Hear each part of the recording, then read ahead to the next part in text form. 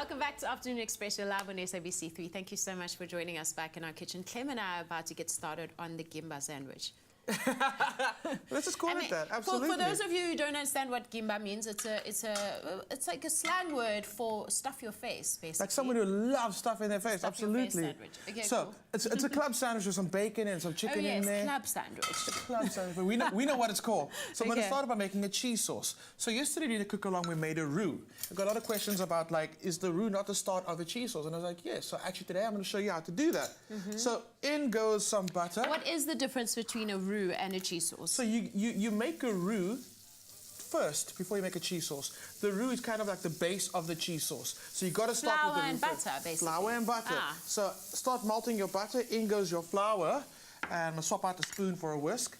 And you're gonna just start mixing the two together. What you want to do at this stage, you want to cook the flouriness out of the flour. I know it sounds silly, but it's a thing.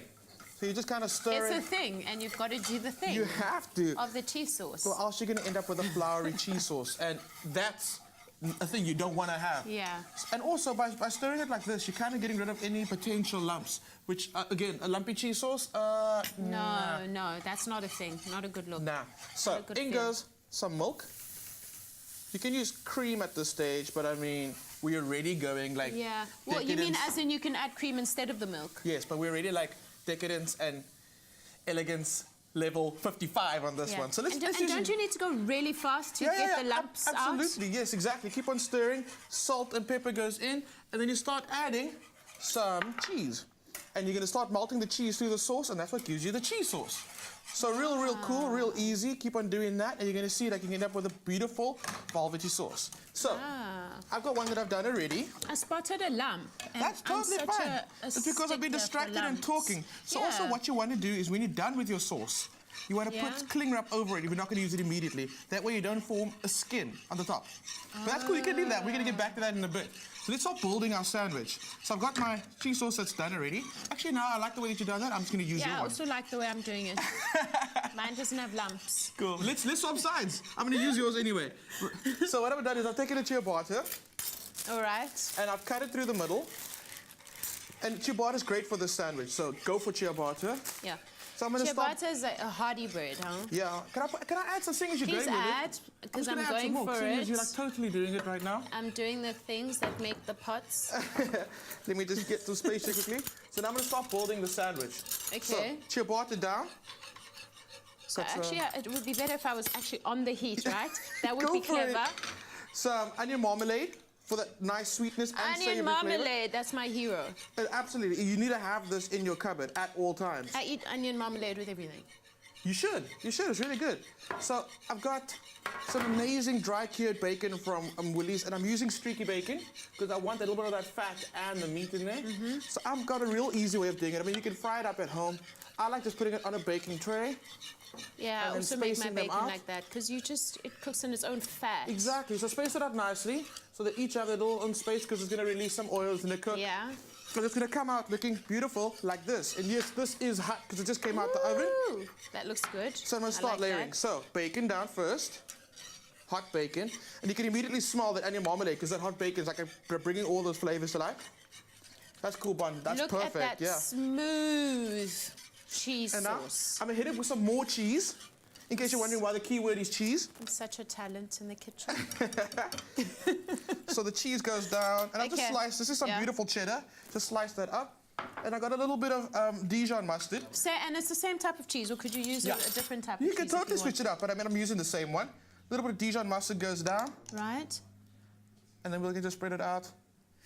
You can see, and what the Dijon does is... This is going to be so decadent. I know, I can't even it's going to be so awesome. I had 2 pieces of bacon left over, and there's no recipe for leftover bacon, so why? What I'm going to do, I've got some chicken, and I've just grilled this off in a pan. You can do this in the oven if you want. Just place that down like this. This is basically like a Gatsby.